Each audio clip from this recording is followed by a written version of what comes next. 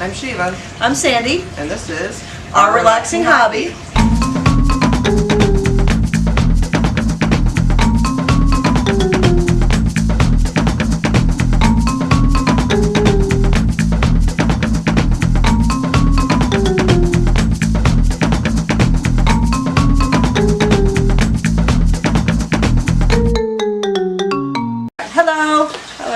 All right, this episode we're going to talk a little bit about building odd-shaped ponds, I guess. Okay. Yeah, we're gonna. I missed this one, so I get to take the fun pictures. Yeah, we're going to talk about how Shiva built a pond in 2 days. Shiva built it by herself. She's a badass.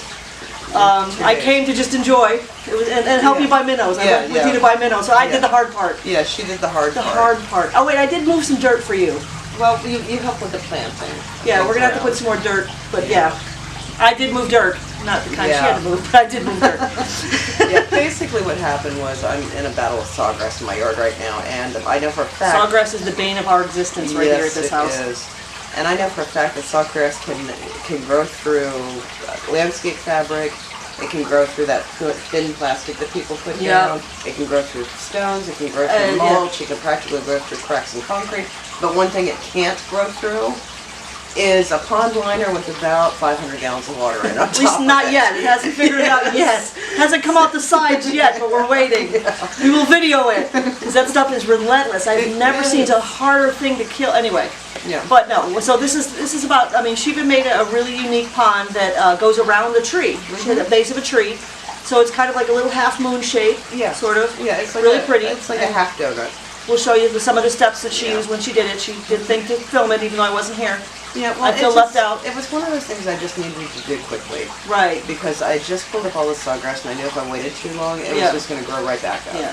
So it was something that had to be done quickly. I really didn't need another pond there, so I thought, okay, if I do a pond there, let's use it as a plant pond. It's not like we can never have too many plants. Right. The koi and the minnows keep it well balanced. Well, the minnows are there for 2 reasons. They keep mosquitoes. Mosquito eggs. Yeah, they do kill the mosquito eggs a lot. I mean, another reason why, now when I picked out the minnows, normally I would go to the creek out back and just grab some wild minnows, throw them in. But this time I got smart. Because I was thinking another thing that I can use this pond for is to get tadpoles. Tadpoles, The reason why I get tadpoles is because both the koi and the ropefish think they're candy. They want more. They get mad when you run out. Yeah, they do. So when they're not in season, I guess is a good word. Yeah, not breeding. They get crabby about it. Right. Now, I've always had a problem with when it comes to getting tadpoles, I'd have to set out all these aquariums around the yard so the frogs would lay eggs in there and not lay them in my ponds because I have all these brown minnows. Trying to catch tadpoles and you're having to pick out the brown minnows. Yeah, it's very confusing because let me tell you, you grab a scoop of net in there and you got 20 things. They're not all tadpoles. Half of them are minnows. You got to pluck them out so you don't kill them because you want to keep them alive. So the white minnows are much easier. Right. So there are these things called rosy minnows, which are actually white. You can get them in pet stores. People use them to feed a fish. So I thought, okay, I need to have some sort of animal in this pond in order to keep the cycle going in to eat any mosquito eggs. But I also want something that I can see very quickly figure out from the tadpoles because I'm really trying to get frogs to lay eggs in there and have a tadpole pond. So we got about 70. Yeah, about 70 total. Yeah, I want to say 60 or 70. Yeah, 70 total.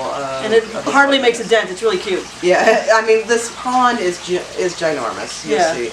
The pond's ginormous, and then this little school of 70 minnows just looks They stay together, almost all of them. There are some rebels, but it's like they swim in tandem. It's really cute to watch. I'm such a sucker for fish. Yeah, it's kind of like throwing a minnow in the Atlantic Ocean to them. They just don't know what to do. They don't know what to do. It's a big space. They're not used to it.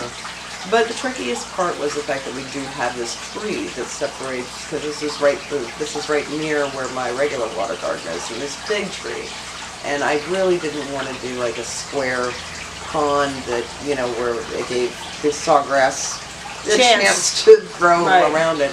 And I wanted to bring it up to a path where I, already created the path for the other two ponds. I have a path for the other two ponds that runs behind and it runs to where my electrical system is. Okay. So I thought, okay, we'll go ahead and try to do a semicircle around this tree. Right. That was fun. It looks great though. It does. In her defense. Yeah. If I were doing this in order to put like real fish in it, like, you know, goldfish or Right. koi, number one, it would be a lot deeper. This Right. one's only about This is 2 feet. shallow, yeah, this is kind of shallow. This one's only about 2 feet deep. I would have done it a lot deeper. And I also would have used pond tape to tape down all the ridges, because when you're doing a semicircle, you have to do a lot of pleating in order to get that shape going. Right, right. I had to use a very, very long piece of liner and then set it out and then pleat it in order to get it to go circular for me. If this one was going to have like real fish in it and not just minnows, I would have had to sit there with the pond tape and tape down all of All those the pleats, right. Otherwise fish would have gotten Yeah, because stuck I think in we them. talked about how you got the poor pleco stuck in one of the pleats of the other pond, didn't Yeah, we? And that poor pleco lived, I don't know how it lived, Yeah. but that pleco lived in that pleat for we don't know how long until they went to move the liner because it had a leak or something. We found the pleco still alive. Yeah, now Mom's koi got killed by a pleat too at a corner. Okay, that was, She had gotten she had two. She and Okay, Kabuki. okay, that's right. And Kabuki was Kabuki's hers. the idiot. Okay.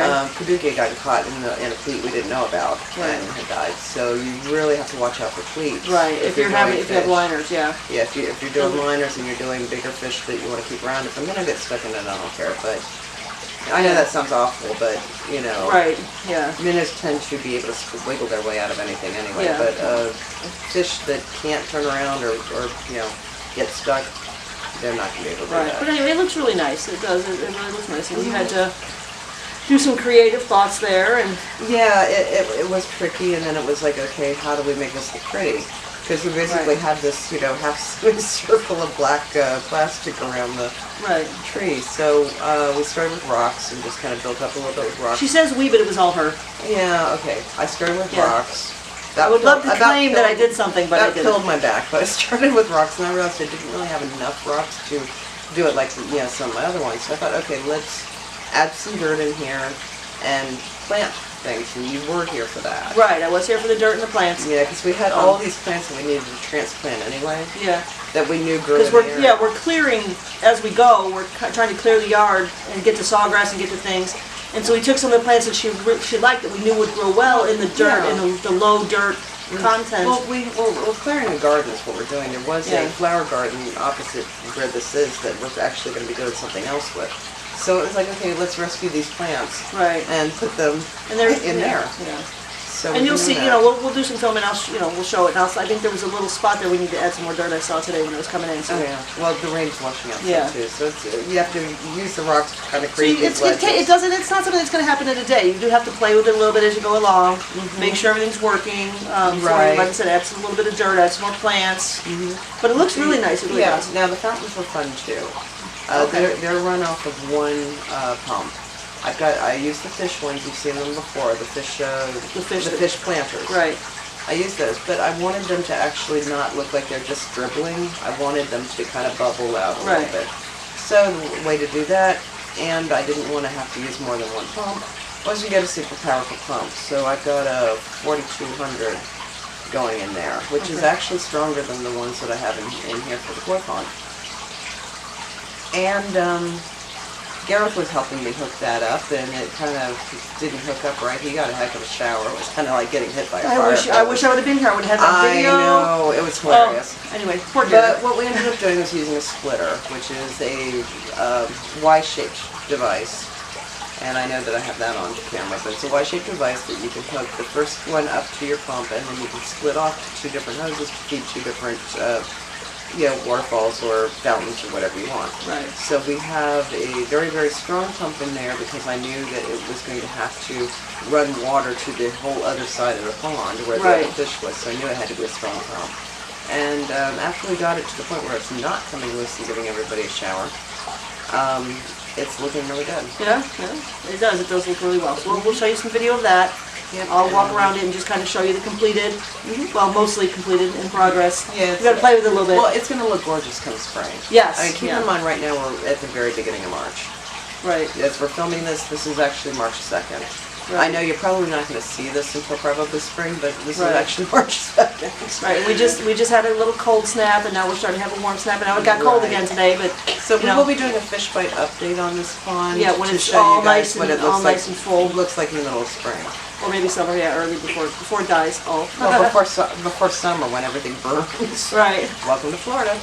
Alright, well let's go take care of that. Okay, Alright. we will show you guys that.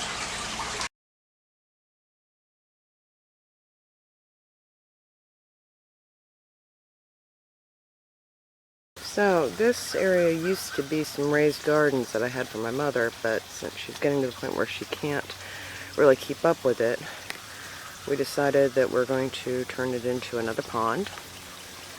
These white things that you see here are actually some ceramic kiln inlays that I'm using just to kind of make my divider line, since we're surrounding this, you know, big old tree stump with it.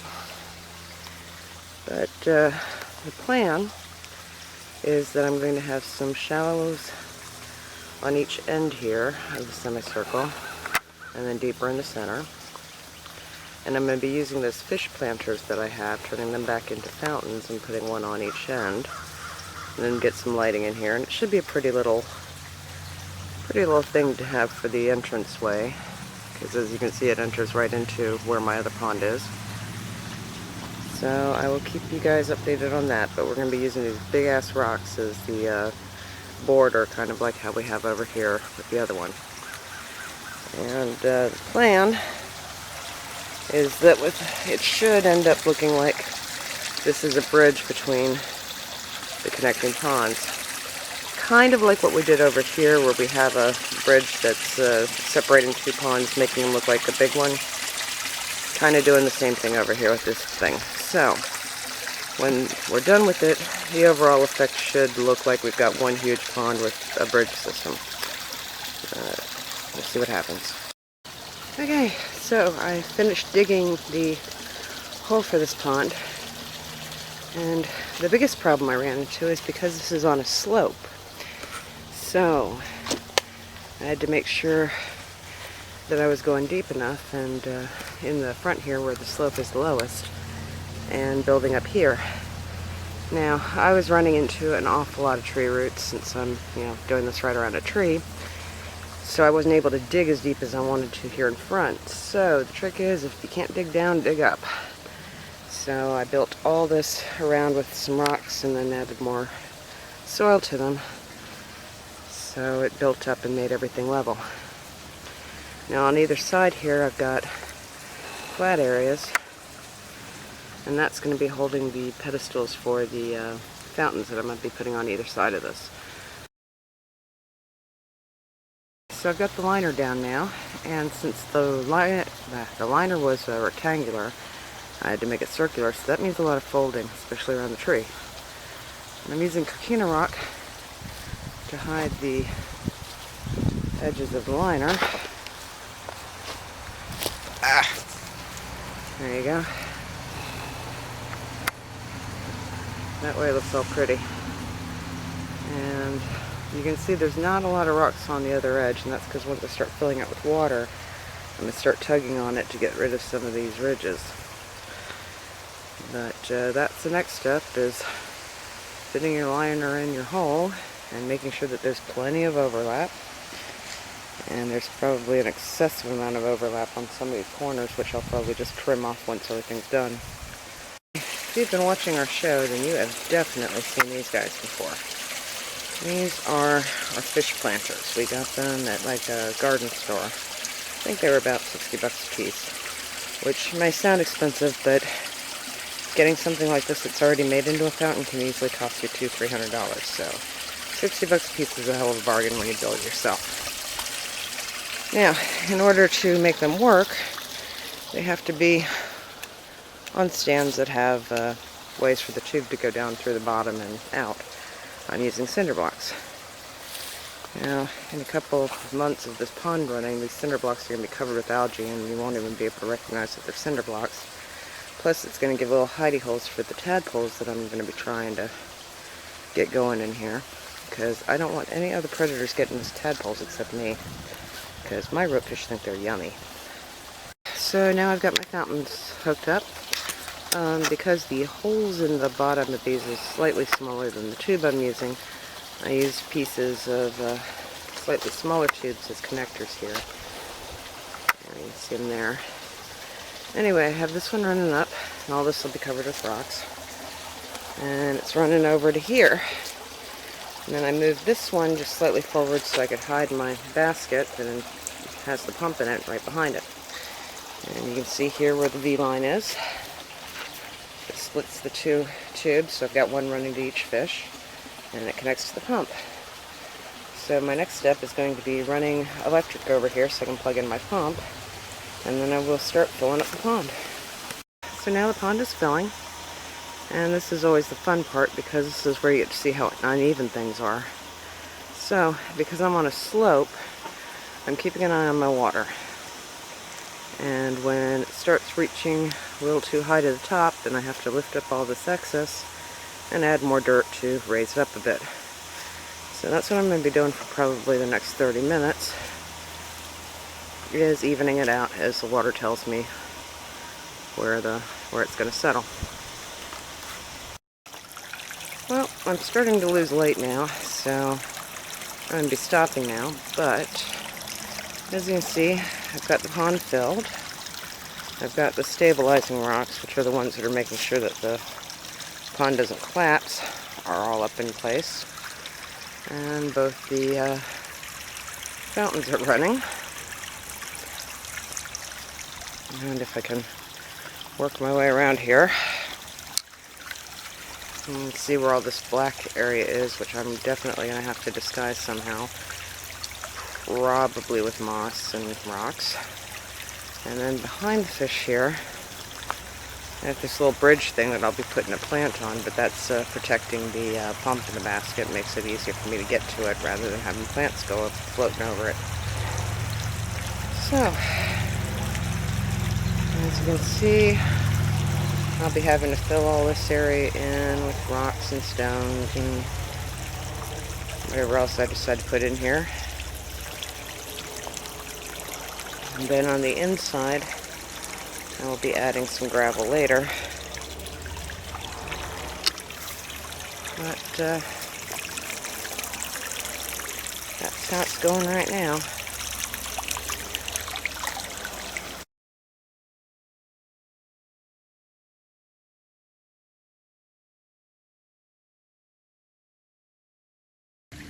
Here is the pond at night.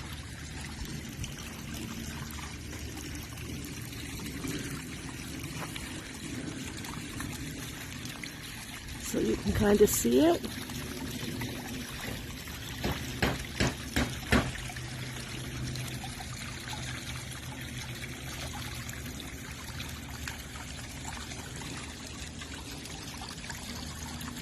Very pretty.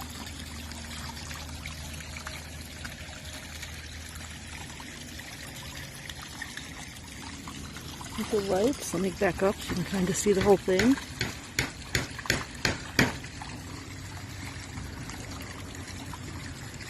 Very pretty.